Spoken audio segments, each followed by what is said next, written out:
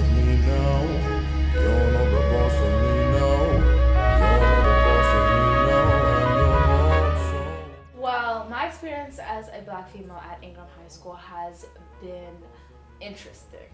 The one thing I can really remember like experiencing racism as a child was like this one time so we were first like moving into our new apartment and so like me and my sister when we were younger we liked running around like constantly around our apartment and honestly like it was really loud and it probably did bother the other like people living inside of it and this one time our like living under us she came up and was like, hey, can you guys like quiet down? And it was kind of weird because it was like the first time she was approaching us and she was really mad.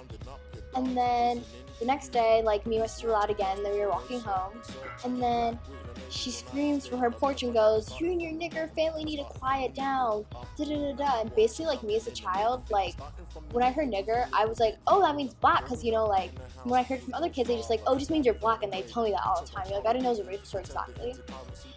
As a black female, we suffer not only racism, we also get rude remarks from men from our own race, and we're just like downgraded from every aspect, from Caucasians, from black males, from Caucasian females, from even light-skinned black females tend to degrade dark-skinned black females. So it's just like putting a girl in that situation as to like, for example, the girl in the classroom, attacking her over something as trivial as a cell phone just because of the color of her skin doesn't make it okay.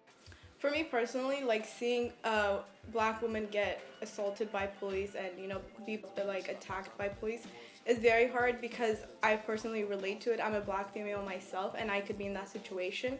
Especially the Spring Valley incident was very like hurtful and I was crying and it was hard to like comprehend what happened because that could have been me. Like I could have been in that class in any given moment, and to see how some people try to justify what he did, to see that black girls, she's not even a woman because she's a girl, she's a kid, that black girls are not protected by anyone in their community, not by teachers, not by parents, not by anyone. So it was hurtful to know that in this country, in this community, I'm the least protected and the least cared about person.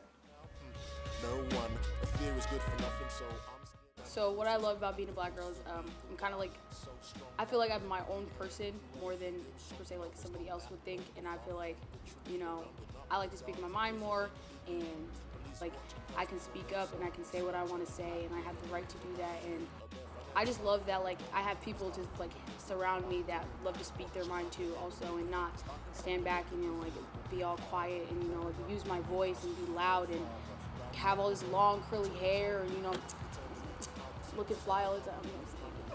It's nothing, but no. candidly really ain't enough for me to do.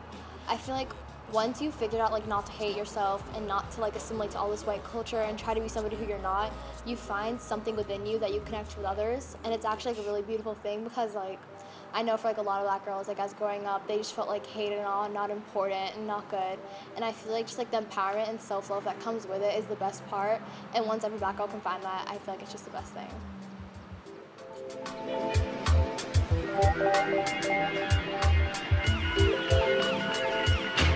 All my kids are rich like my grandma never was. We go to the pictures, they take pictures of us, cause they're looking for me like I'm the Wizard of Oz. I never needed courage, just the Wizard of Oz. But you need lots, kids are scared of us, not cause our jeans are low.